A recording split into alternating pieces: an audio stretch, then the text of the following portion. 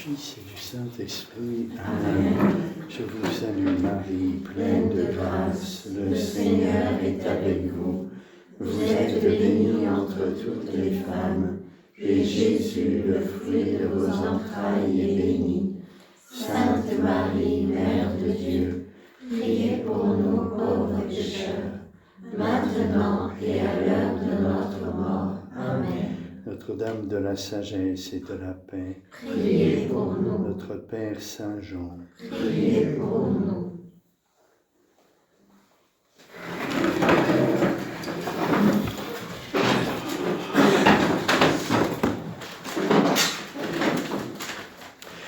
Alors nous commençons un nouveau cycle de réflexion théologique en partenariat avec le Père Charbel sur le sacerdoce du Christ. Alors c'est un mystère assez central dans notre vie chrétienne, c'est sûr. Et donc le Père Charbel vous lira l'épître aux Hébreux et moi je commenterai saint Thomas dans la somme théologique, puisqu'il y a toute une question sur le sacerdoce du Christ.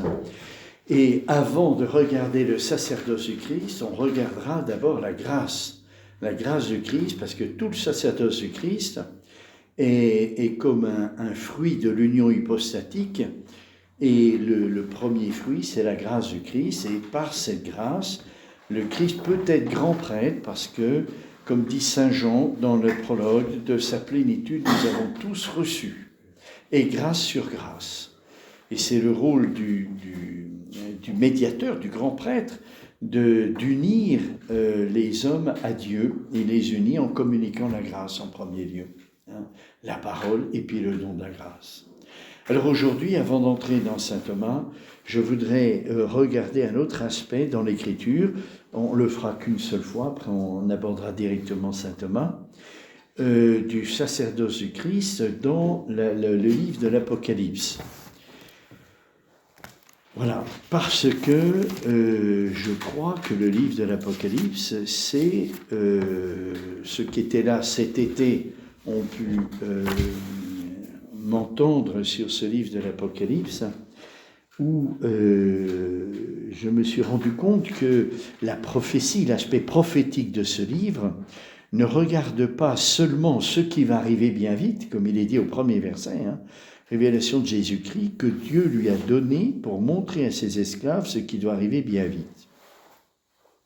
Alors la tentation, justement, c'est de se focaliser sur les événements qui vont arriver bien vite, et comme c'est vraiment le livre de l'économie divine par excellence, parce que c'est le livre qui nous révèle comment Dieu gouverne le monde depuis les origines, depuis la Genèse jusqu'au retour du Christ. Et on voit que dans cette économie divine, la place du Christ, grand prêtre, est centrale. Et dans ce premier verset, donc au lieu de se focaliser sur ce qui va arriver bien vite, il faut prendre mot à mot ce qui est dit au début, révélation de Jésus-Christ. C'est Jésus-Christ qui est révélé, en premier lieu. Les événements qui vont arriver bien vite sont aussi révélés, mais à travers la révélation de Jésus-Christ grand prêtre. Autrement dit, c'est Jésus-Christ grand prêtre qui donne sens à ce qui va arriver bientôt. Ce qui va arriver bientôt, c'est depuis la mort du Christ jusqu'au retour du Christ. Vous voyez, et ce qui fait le lien, c'est Jésus-Christ, c'est-à-dire c'est la révélation de Jésus-Christ qui explique ce qui va arriver bientôt. C'est-à-dire, encore une fois, avant le retour du Christ, depuis sa mort. Révélation de Jésus-Christ, alors ce qui est unique, ici, c'est que, je vous l'avais souligné déjà, c'est que la révélation de Jésus-Christ se fait à travers des visions. Des visions qui ne sont pas des images, puisque Jean est témoin, c'est pas qu'il voit des images et puis il répète. Il est témoin, c'est-à-dire qu'il vit ce qu'il voit. Il vit ce qu'il voit. Tout ce qui est décrit dans le livre de l'Apocalypse, Jean en est témoin. Et dans la première épître, il nous dit ce témoignage, je vous le donne pour que vous aussi soyez témoins. C'est extraordinaire. Hein? C'est-à-dire que c'est comme si Jean nous communiquait son témoignage. Ah, nous, on est témoins du Christ. Comment on est témoin du Christ? Par la grâce, hein, puisqu'il habite en nous, par la grâce. Alors, cette parole de Jean, qui nous dit qu'il est témoin et qu'il veut nous communiquer ce témoignage pour que nous aussi on soit témoins, c'est comme s'il nous communiquait quelque chose qui est du type expérimental. Et ça ne peut avoir lieu que par la grâce. Et la grâce, c'est Dieu qui la donne, c'est pas Jean. C'est-à-dire que Jean supplie le Seigneur de nous donner cette grâce de témoin. La fête de la Toussaint qu'on a fêtée il n'y a pas longtemps, c'est ça. Les saints nous obtiennent du cœur de Jésus des grâces pour vivre comme ils ont vécu, ou en partie, voyez. Et ça, on peut le dire, je crois, à cause du commandement que Jésus nous a donné. Comme je vous ai aimés, aimez-vous les uns les autres. Comment Jésus nous a aimés? En nous donnant la grâce. Nous, on ne peut pas se donner la grâce. Mais on peut supplier le Seigneur qui nous donne cette grâce. Et les saints du ciel ont un pouvoir sur le cœur de Jésus, et si on les invoque, alors Jésus les glorifie dans le ciel en communiquant la grâce demandée par eux à nous autres. On a tous des saints, vous voyez, on a tiré les saints après la fête de la Toussaint, c'est pour ça. Vous voyez, c'est pour que les saints, donnés par Jésus, nous indiquent, Jésus en nous donnant ces saints, nous indique la voie pour le suivre. Et ces saints du ciel intercèdent pour nous, pour que Jésus nous communique cette grâce particulière. C'est une surabondance, parce que la grâce de Jésus suffit à tout. Mais Jésus a voulu aussi des intermédiaires pour surabonder dans ce parcours, dans ce chemin de sainteté. Alors, révélation de Jésus-Christ que Dieu lui a donnée pour montrer à ses serviteurs ce qui doit arriver bien vite. Vous voyez, et en particulier ici, dans le livre de l'Apocalypse, il s'agit du combat spirituel. Eh bien, tout ce combat spirituel, depuis la mort du Christ jusqu'au retour du Christ, il est éclairé par Jésus. La révélation de Jésus-Christ, qui est ici la révélation de Jésus grand prêtre. C'est la première vision de Jean. C'est ça qui donne sens à tout le combat spirituel. Pourquoi? Parce que Jésus grand prêtre, il est grand prêtre spécialement à la croix. Puisque c'est son acte majeur de grand prêtre. Donc il est vraiment grand prêtre, il est grand prêtre depuis qu'il est incarné, mais il est vraiment grand prêtre spécialement à la croix, parce que c'est l'acte sacerdotal majeur. Et qu'est-ce qu'il est, quel est le rôle de ce médiateur qui s'offre à la croix? C'est de nous donner la grâce et l'Esprit Saint qui accompagne la grâce pour qu'on puisse en vivre divinement. La révélation de Jésus grand prêtre donne sens à tout le combat spirituel qui est la lutte contre le don de la grâce et de l'Esprit Saint. C'est pour ça que ce livre, il est valable depuis la mort du Christ jusqu'au retour du Christ, parce que c'est une lutte incessante de celui qui ne veut pas. Vous voyez, dans l'Apocalypse, Saint Jean fait référence au chapitre 12, au livre de la Genèse, à propos du démon, l'antique serpent. Celui qui, depuis le début, comme dira Jésus, est menteur et père du mensonge et homicide. Dans la Genèse, il a empêché la communication de la grâce, parce qu'au lieu de recevoir la grâce, on reçoit le péché originel. Et la réponse de Dieu, c'est de nous donner le grand prêtre, le médiateur, celui qui va nous permettre d'être reliés à Dieu de nouveau, par le don de la grâce. Voilà la réponse de Dieu, et cette fois-ci, le démon ne peut pas empêcher le don de la grâce, parce qu'elle vient directement du Christ. Et donc, c'est une réponse magistrale de Dieu contre le démon, de nous donner cette grâce pour faire de nous un peuple de rois. un peuple de rois, de prêtres, pour son Dieu et Père. Cette grâce, elle est d'abord contemplative, c'est pour le Père. Et toute la lutte, donc, du démon, comme il avait réussi dans le livre de la Genèse à empêcher le don de la grâce, cette fois-ci, eh bien, il procède autrement. Alors, toute la révélation, normalement, est une révélation de Dieu. C'est-à-dire, on nous parle du mystère de Dieu et spécialement du mystère de la Très Sainte Trinité. Ici, c'est un peu différent. C'est révélation de Jésus-Christ. Vous voyez, ce n'est pas Dieu qui se révèle, c'est Dieu qui révèle son Christ, son envoyé. Et le révèle de façon très particulière, puisqu'il va révéler Dieu à travers le Christ qui gouverne les hommes. Il l'a signifié par l'envoi de son ange à son esclave Jean, lequel a attesté la parole de Dieu et le témoignage de Jésus-Christ, tout ce qu'il a vu. Heureux celui qui lit et ceux qui entendent les paroles de cette prophétie et gardent ce qui s'y trouve écrit, car le temps est proche.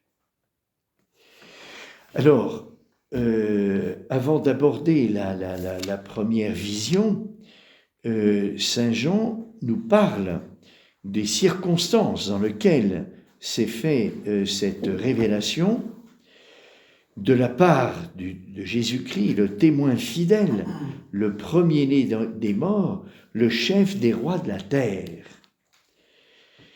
Voilà, le témoin fidèle, c'est le témoin fidèle à la vérité. Tout le mystère de la croix, oui, le sacerdoce du Christ, c'est ça qu'il faut bien regarder aussi, c'est qu'il y a quelque chose de radicalement nouveau dans le gouvernement du Père, avec Jésus-Christ. Le Père, il nous attire à lui, il est le bien souverain. Il nous a créés avec un appétit naturel de l'amour de Dieu. Et on le verra dans le chapitre 4 et 5, ce gouvernement d'attraction d'amour du Père sur nous, il est remis au Christ. Et le Christ, c'est le Verbe. C'est-à-dire, ce gouvernement du Père inclut quelque chose de nouveau, le don de la lumière. Oui, le retour vers le Père, l'attraction que le Père exerce, avec le Christ, il y a quelque chose de nouveau, c'est le point de vue de la lumière. Il est le Verbe de Dieu. Vous voyez, pourquoi le Père a voulu, dans son gouvernement, expliciter quelque chose qui est présent, bien sûr, dans le Père. Hein. Le début du prologue de Saint Jean nous le dit, dans le principe était le Verbe. C'est-à-dire que la paternité du Père, elle implique la lumière. Dans le principe était le Verbe. Toute cette paternité de Dieu le Père qui nous attire à lui, elle est dans le Verbe. Elle est explicitée maintenant avec le Christ, qui nous a donné sa parole. Et il est le témoin de cette vérité, de cette lumière, en mourant sur la croix. Oui, le sacerdoce du Christ est un témoignage à la vérité. C'est pas seulement l'amour.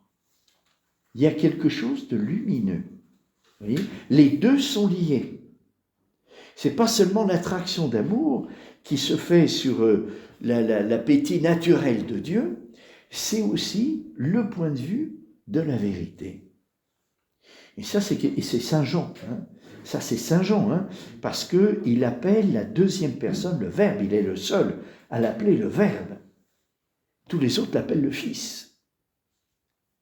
Et le Verbe, c'est la contemplation du Père, c'est-à-dire la paternité du Père même qui s'explicite dans l'attraction d'humour, mais aussi dans le don de la lumière.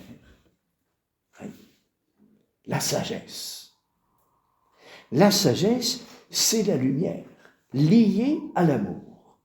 Une lumière qui est tout entière pour l'amour. Voilà. Alors, le sacerdoce du Christ, justement, ça va être de nous communiquer cette grâce de sagesse, où la lumière nous éclaire sur cette attraction d'amour. Vous voyez, dans l'éthique que nous avions vue, il y a l'attraction d'amour, et puis à un moment donné, la personne qui m'attire, à un moment donné, il faut que je choisisse. Il y a un aspect lumineux qui est présent. Il faut que je choisisse des moyens pour atteindre mon but, la fin. Cette lumière, elle est présente de tous les temps, par la parole de Dieu, par les prophètes. Mais dans le sacerdoce du Christ, il y a quelque chose de plus. Oui, au point de vue de la lumière. Il rend témoignage à la vérité. Il nous montre où est cette vérité. Il nous apprend à la discerner, à la croire, cette vérité. Vous voyez, alors pourquoi le Père a voulu ça? Pour que nous soyons plus engagés dans l'attraction d'amour du Père.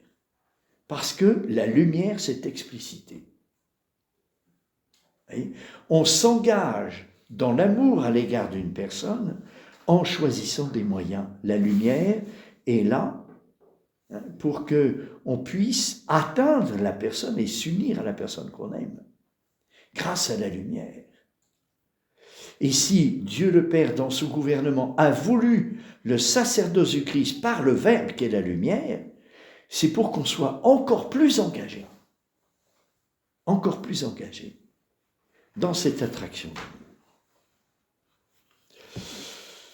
Alors comment dirais-je, ces gens qui nous montrent ça, c'est vraiment johannique ça, et c'est unique. Alors, à celui qui nous aime et nous a déliés de nos péchés par son sang et qui a fait de nous un royaume, des prêtres, pour son Dieu et Père, des prêtres. Il a fait de nous des prêtres. C'est le sacerdoce royal des fidèles. La grâce que Jésus nous a communiquée dans son sacerdoce nous assimile à lui. Il est le grand prêtre et il fait de nous des prêtres. Mais des prêtres du sacerdoce royal, c'est ce qui est central, et c'est révélé par Jean ici, ce qui est central dans le mystère de la croix, c'est le sacerdoce royal, j'allais dire de Jésus. Non, Jésus, il est source de tout sacerdoce, il est au-delà de tous les sacerdoces royales et ministériels. Mais l'acte d'offrande de Jésus, l'agneau, c'est-à-dire ce don d'amour du Christ au Père en s'offrant lui-même, ça, c'est participable par le sacerdoce royal des fidèles. C'est ça qui est central, le témoignage à la vérité. Il rend témoignage à la vérité, c'est-à-dire il rend témoignage à l'amour infini qu'il a pour le Père, pour s'offrir lui-même dans ces circonstances terribles. Mais il nous montre dans l'exercice du sacerdoce ce qui est central. Ce qui est central, ce n'est pas le sacerdoce ministériel. C'est l'offrande de nous-mêmes faite au Père et que Jésus nous a rendue accessible par l'Eucharistie, où on peut s'unir de façon divine à Jésus dans son acte sacerdotal, puisque l'Eucharistie, c'est l'acte sacerdotal du Christ. Donc il a fait de nous un royaume de prêtres pour son Dieu et Père. Vous voyez, ce n'est pas l'intercession en premier lieu, c'est l'amour. L'amour, vous voyez, ça tombe bien parce qu'aujourd'hui à la messe, nous avions eu cet évangile sur ce scribe qui demandait quel est le premier de tous les commandements, parce qu'il était perdu, enfin il avait un doute du moins, avec tous les commandements sur la liturgie du temple, les adorations, les sacrifices, etc. Puis il découvre que c'est l'amour qui est premier, avant tout. Et donc, ce qui est central dans le sacerdoce du Christ, l'offrande de l'agneau, elle est d'abord pour l'amour du Père. C'est une manière d'aimer le Père à travers l'adoration.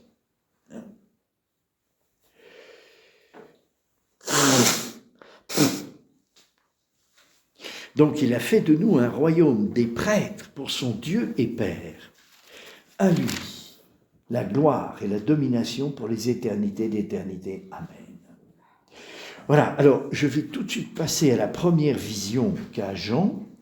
Moi, Jean, votre frère, qui est part avec vous à l'affliction et au royaume, à la constance en Jésus. Je me trouvais dans l'île appelée Patmos à cause de la parole de Dieu, du témoignage de Jésus. Comme c'est beau ça, vous voyez.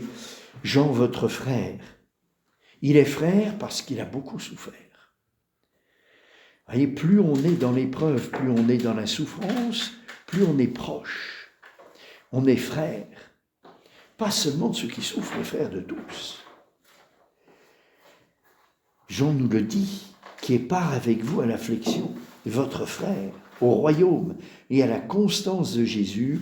Je me trouvais dans l'île de Patmos à cause de la parole de Dieu, du témoignage. Ça aussi, c'est magnifique, vous voyez.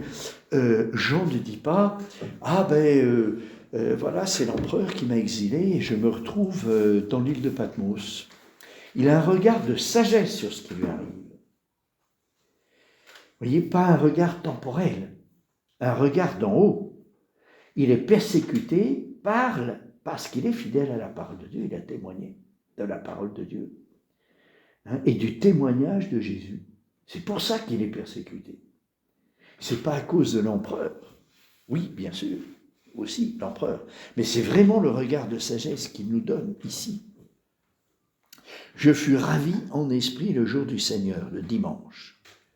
Et j'entendis derrière moi une voix forte, comme d'une trompette, qui disait « Ce que tu regardes, écris-le dans le livre et envoie-le aux 7 églises. À Éphèse, Smyrne, Pergame, Thyatire, Sardes, Philadelphie, Laodicée. » Alors je vous disais cet été, c'est Jésus devant l'Église. C'est plus des rencontres personnelles. C'est Jésus devant son corps mystique.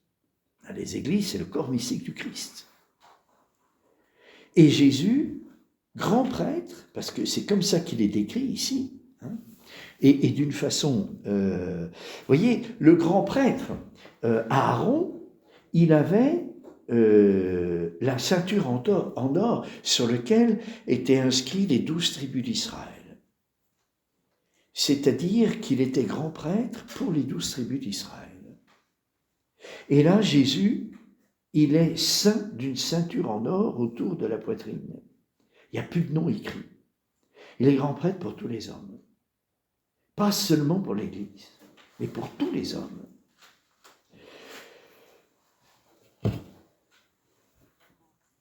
Je me retournais pour regarder la voie. Alors, Jésus, donc grand prêtre, face à son corps mystique.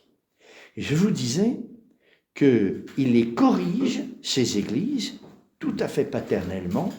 Il leur donne la lumière. Oui. La lumière pour que l'Esprit Saint puisse agir. Voilà. Le sacerdoce du Christ est un sacerdoce de lumière, d'amour aussi bien sûr, mais de lumière pour que l'Esprit Saint fasse son œuvre, c'est-à-dire nous unisse au Christ. Autrement dit, c'est Jésus grand prêtre qui s'approprie son corps mystique. Les églises de Jean. Il leur donne la lumière pour que l'Esprit Saint puisse les unir à lui. Et je vous disais, le résultat, c'est chapitre 22, c'est-à-dire la Jérusalem céleste. L'union parfaite entre la tête et le corps mystique. La Jérusalem céleste. Que le démon caricature à travers Babylone la Grande. Parce que la Jérusalem céleste, c'est une ville et c'est le corps mystique. Donc c'est la personne du Christ. Et Babylone, c'est une ville et la grande prostituée. C'est la caricature démoniaque. Et on verra, quand on traitera de la question 8, c'est-à-dire la grâce capitale du Christ, la grâce du Christ en tant que tête du corps mystique. Donc je voulais signaler aussi à l'article 5, je crois que c'est 5, Saint Thomas se pose la question, est-ce que le démon peut avoir un corps mystique? Et il dit oui, un corps mystique. Il caricature tout ce que fait l'Église, tout ce que fait Dieu, à l'envers, évidemment, hein. Mais on voit bien l'enjeu. L'enjeu, c'est bien ça. C'est empêcher, dit le diviseur, la tête et son corps mystique d'être unis. Et on est unis. On est membre dans le corps mystique par quoi? Par la grâce, qui est le fruit du sacerdoce de Christ. Le Christ, grand prêtre à la croix, nous communique la grâce qui nous fait entrer dans le corps mystique, qu'il veut s'unir à lui. Il est responsable, comme nous sommes responsables de notre corps, il est responsable de son corps mystique. Et il fait tout pour se l'unir. Oui.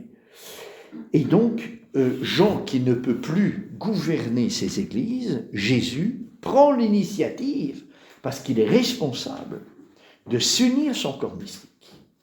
Et il corrige ses églises pour donner à l'Esprit Saint cette occasion d'unir son corps mystique à la tête.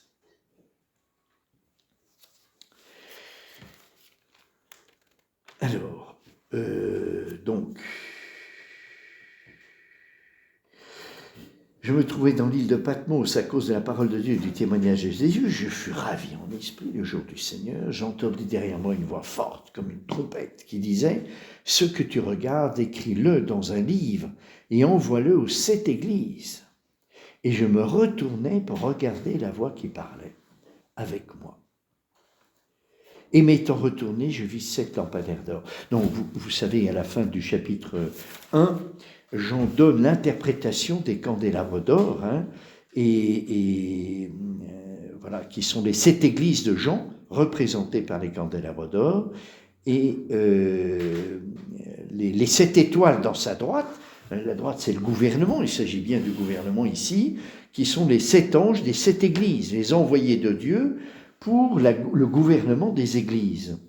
Et ce gouvernement, il se fait à travers la parole, puisque Jésus dit aux églises qu'est-ce qui les empêche d'être unis à lui. Donc c'est une manière dont Dieu gouverne. Et puis on verra au chapitre 4 et 5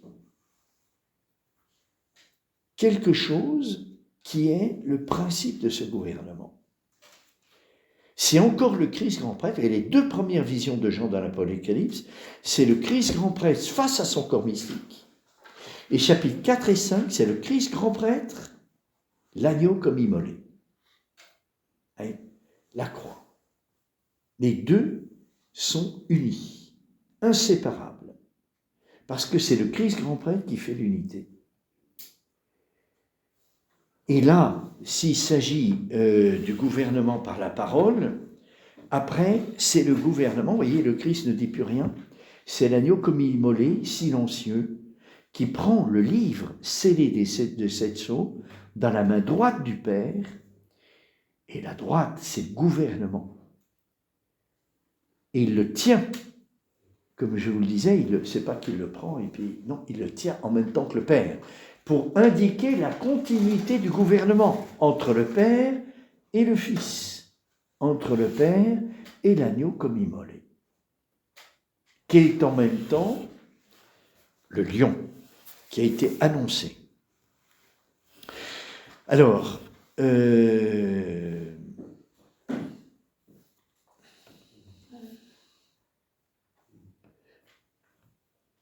la vision, donc, au milieu des lampadaires, quelqu'un de semblable à un fils d'homme, vêtu d'une robe d'alaire et ceint à hauteur de poitrine d'une ceinture d'or. Sa tête et ses cheveux, donc là, vous voyez, l'habit, c'est vraiment ce qu'on reconnaît comme grand prêtre, puisque c'est, je viens de le rappeler, l'habit d'Aaron, hein, comme prêtre de Moïse. Sa tête et ses cheveux étaient blancs comme de la laine blanche, comme de la neige, ses yeux comme une flamme de feu, et ses pieds semblables à du bronze qu'on aurait purifié au four, et sa voix comme la voix des grandes eaux. La description de Jésus grand prêtre, sa tête et ses cheveux étaient blancs comme de la laine blanche.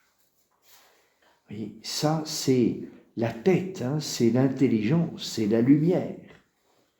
Et les cheveux, c'est la sagesse, cheveux blancs, comme de la laine blanche, comme de la neige. Alors le blanc, hein, c'est la victoire de l'amour, vous voyez, la tête et les cheveux blancs. Victoire de l'amour liée à l'intelligence, à la lumière. C'est-à-dire la victoire de l'amour, elle se fait dans la lumière. Vous voyez, elle n'est pas extérieure à la lumière, elle se fait dans la lumière, toujours.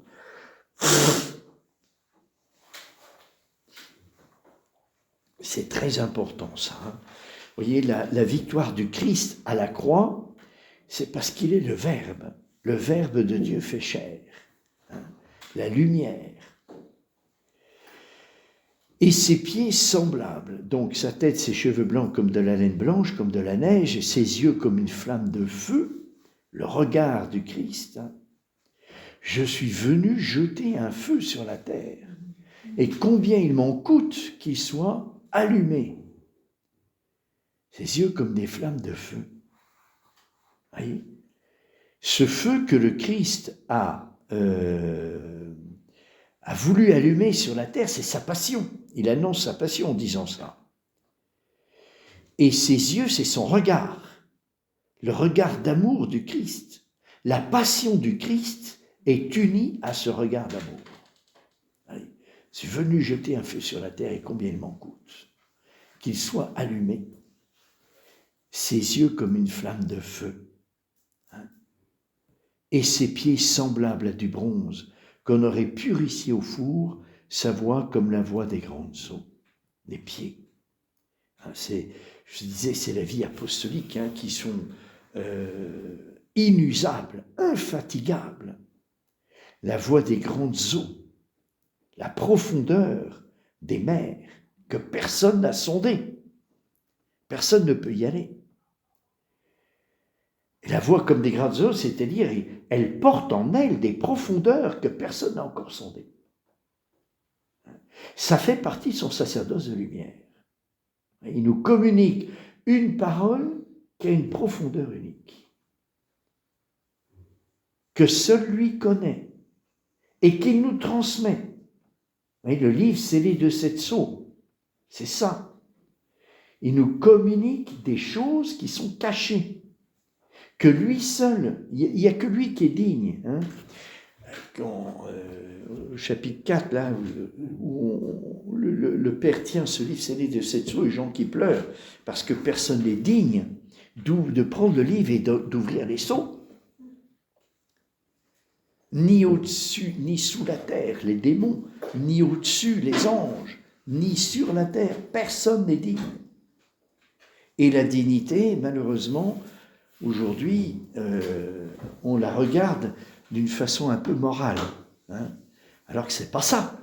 La dignité, c'est la personne, c'est l'esprit. Personne n'est digne. C'est-à-dire, personne n'a une lumière et un amour suffisant pour pénétrer dans les mystères de Dieu. Il n'y a que Jésus, l'agneau comme immolé. Et comme immolé, il est vivant, il est debout. Il est debout, mais il est comme immolé. Alors, je vous disais, je ne sais pas si je vous l'ai dit cet été, mais non, je ne crois pas. Vous voyez, la caricature démoniaque, hein, c'est la bête de la mer, avec la tête qui est blessée à mort et qui a repris vie. Alors ça, c'est... on voit bien que le démon, hein, parce que la bête de la mer, c'est vraiment le démon, il est victorieux parce qu'il séduit les hommes par cette tête blessée à mort et qui a été guérie. Alors, aujourd'hui, hein, il y a l'intelligence artificielle. Il y a l'intelligence artificielle. Et alors, il y a des églises aujourd'hui aux États-Unis de l'intelligence artificielle. Qu'est-ce que vous voulez dire? Ce sont les nouvelles sectes qu'on appelle des technosectes. Technosectes. Ils promeuvent l'homme hybride, c'est-à-dire mi-robot, mi-humanoïde. Alors, qu'est-ce qu'on fait? On se fait implanter dans la tête, et on a vu ça avec des vidéos, on se fait implanter dans la tête ici une structure électronique avec une antenne. Alors, on voit des gens qui se baladent avec une antenne comme ça, qui reçoit toutes les informations du cerveau. Vous lisez un livre, alors il reçoit toutes les informations, il les transmet à l'intelligence artificielle. Et toute la journée. Donc l'intelligence artificielle se retrouve avec des milliards d'informations sur vous, donc elle vous connaît par cœur. Et après, si vous voulez vous marier, il vous connaît mieux que vous. Donc il vous dit, celle-là elle te plaira, celle-là elle ne te plaira pas. C'est-à-dire se confier à l'intelligence artificielle, parce qu'il me connaît mieux que moi, pour des discernements. Le discernement, parmi les 3 actes d'intelligence, il y a l'appréhension, le discernement, le raisonnement.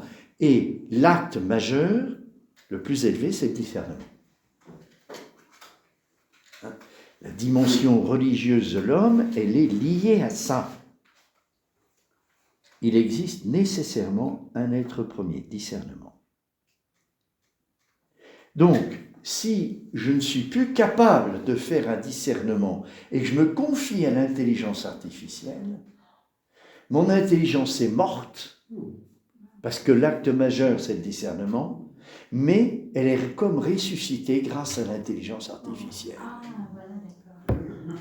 Bête de la mer, l'intelligence blessée à mort. Et dans le livre au chapitre 13, dans le livre de l'Apocalypse, c'est dit, c'est ça qui séduit tous les hommes de la terre. Ils sont tous séduits par ça. Par cette intelligence qui va se substituer à la mienne. Et qui est beaucoup plus performante que la mienne. Alors on voyait un Américain qui fait des conférences dans les multinationales les plus importantes du monde et qui dit, autrefois, vous lisiez un livre, maintenant c'est le livre qui vous lit. Parce que vous lisez le livre, et puis l'intelligence artificielle a toutes les informations, donc c'est le livre qui vous lit. C'est inversé. Alors, c'est incroyable, vous voyez, comme l'importance du sacerdoce lumineux du Christ rend témoignage à la vérité. L'importance de la recherche de la vérité. La paternité de Dieu s'est explicitée en nous communiquant la vérité. Toute paternité qui communique la vérité et qui est effacée, c'est nier la paternité du Père. Et ça, je crois que c'est vraiment propre à Jean, ça, de souligner cet aspect-là du sacerdoce du Christ, qui est un sacerdoce du Verbe de Dieu. Et donc, vous voyez, le Verbe, c'est le fruit de la contemplation du Père. Le Père ne peut que se contempler, parce que contempler, c'est être relatif à un autre. Et Dieu ne peut pas être relatif à un autre qu'à lui-même, parce qu'il est le premier. Donc il se contemple, et le fruit de cette contemplation, c'est le Verbe. Donc le Verbe, c'est la paternité du Père. C'est la même chose. Sauf que c'est différent, c'est une autre personne. Mais toute la paternité du Père, elle est dans le Verbe. Sauf une chose, c'est que le Père est source du Verbe, et le Verbe n'est pas source.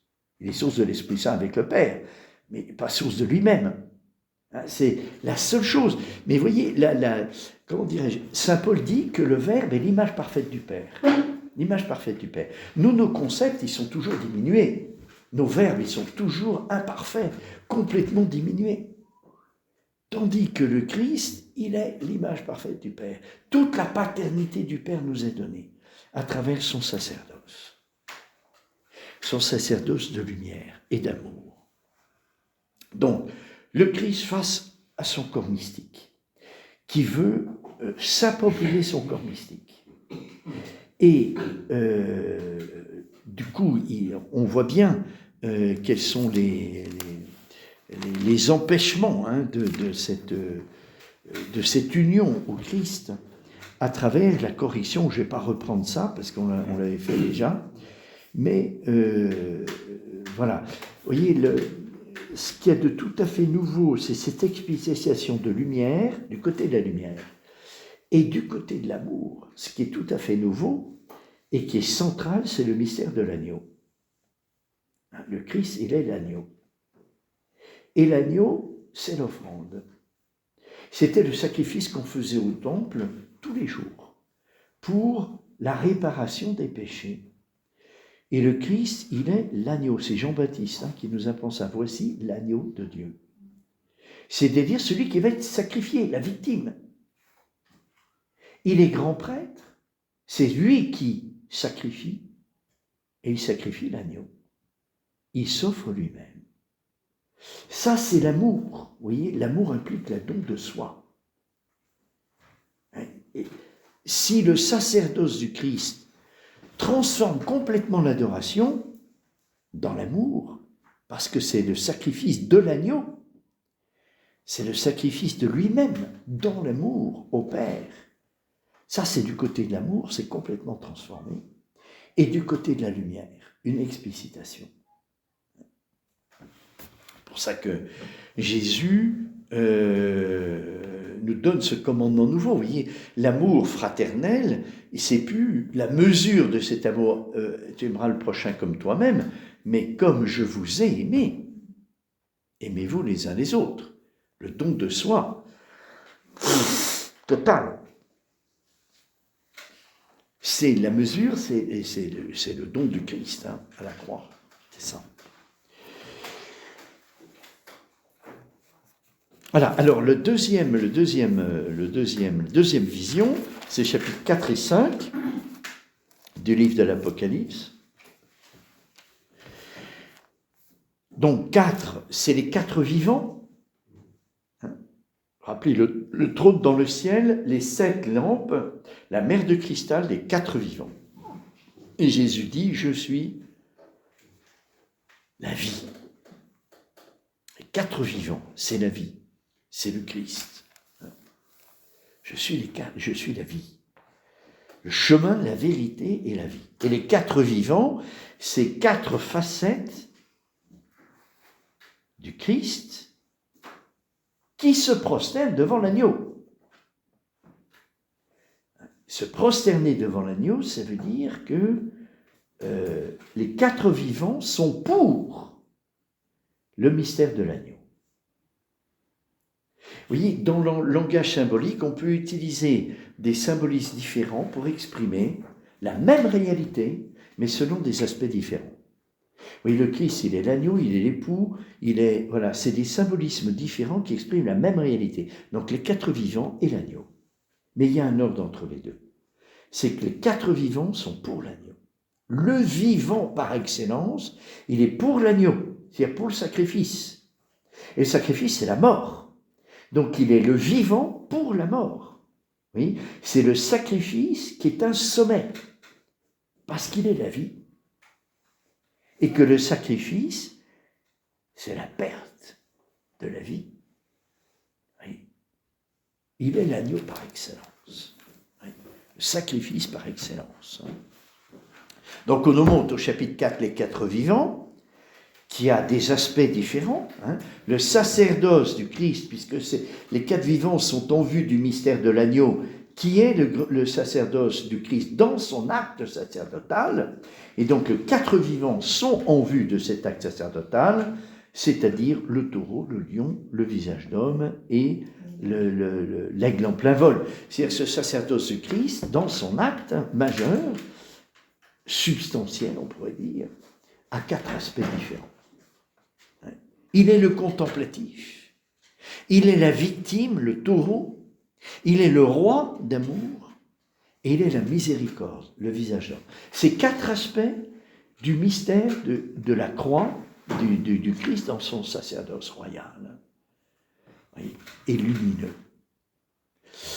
Alors je vis sur la main, alors là c'est donc après le chapitre 4 qui nous montre ces 4 vivants, et celui qui est digne, hein, c'est parce que Jésus, c'est le seul qui a un esprit, une dignité personnelle, qui est la dignité du Verbe, parce que sa personne c'est le Verbe.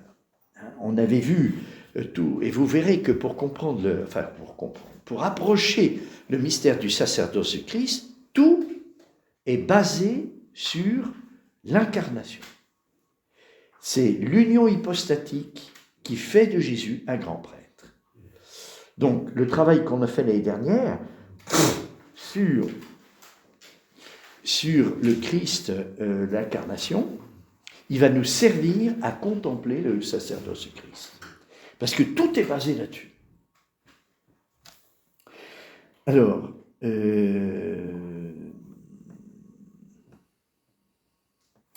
donc je vis, au chapitre 5, je vis sur la main droite de celui qui était assis sur le trône, un livre écrit au-dedans et par derrière, scellé de 7 sceaux.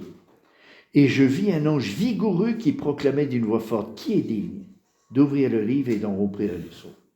Qui est digne? Quelle est la dignité de la personne qui peut entrer dans les secrets du Père?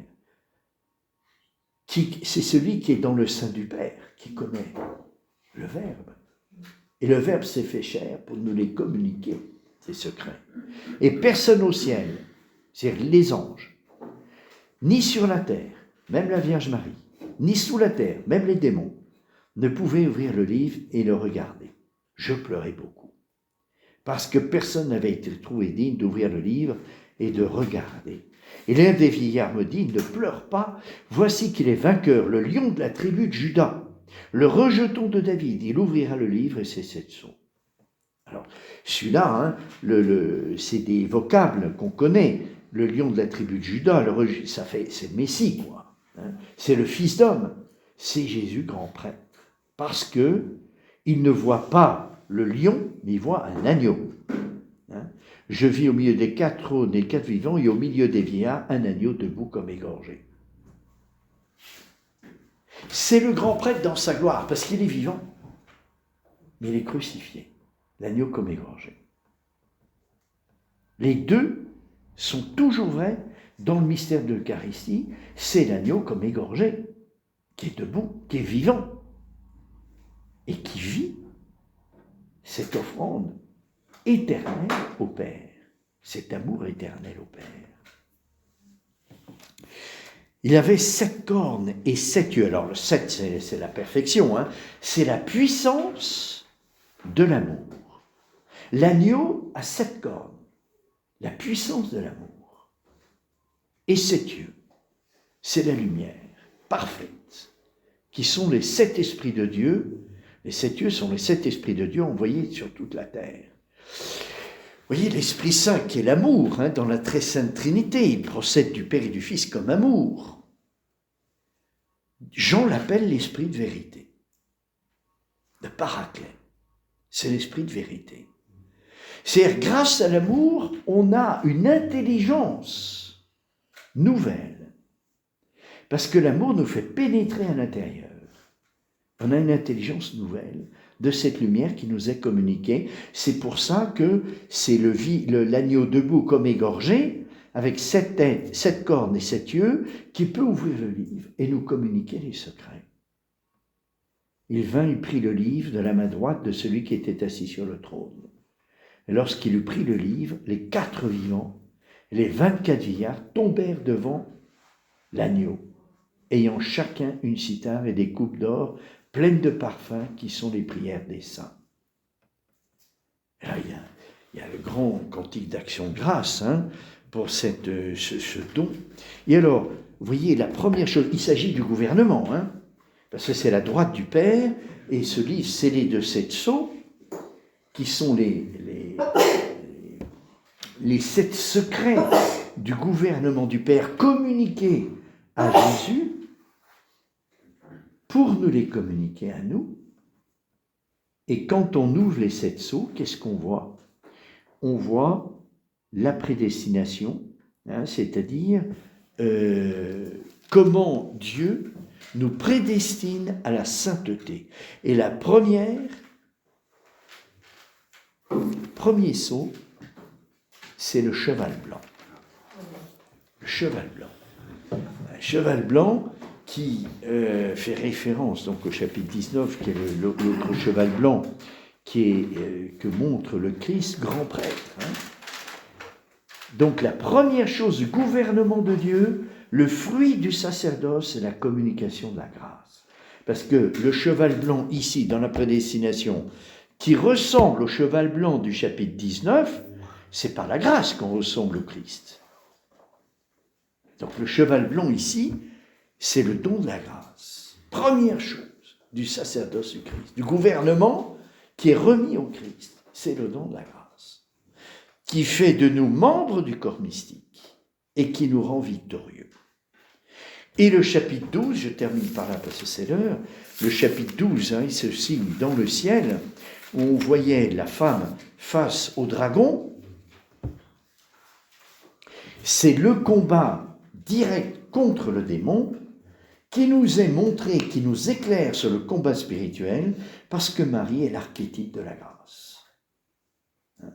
Et le dragon, il lutte contre Marie, bien sûr, pour nous montrer l'enjeu de tout le combat spirituel. Il est là. C'est le fruit du sacerdoce du Christ, la grâce, le don de la grâce. Et si Jésus veut s'approprier son corps mystique, c'est qu'il veut que nous vivions de la grâce de façon divine, pour être unis à lui. Et le démon fait tout pour empêcher ça. Et je vous avais expliqué, chapitre 13, la stratégie nouvelle du démon, la bête de la mer et la bête de la terre. Alors là, encore une nouvelle manière dont le démon veut nous empêcher de vivre de la grâce. Oui, pour nous empêcher de vivre de la grâce, il faut supprimer la vie spirituelle au plan naturel. Parce que la grâce est reçue dans les profondeurs, dans l'essence de l'âme, et se déploie la foi dans l'intelligence, espérance de la charité, dans la volonté. Donc, si on anesthésie l'intelligence et la volonté, et surtout l'intelligence, parce que la volonté, elle suit, si on anesthésie l'intelligence, c'est fini. L'homme est laïcisé, parce que la dimension religieuse, elle vient de l'intelligence. Seul capable de dire l'être premier existe. Donc, on laïcise la personne humaine en anesthésiant l'intelligence. Et comment ?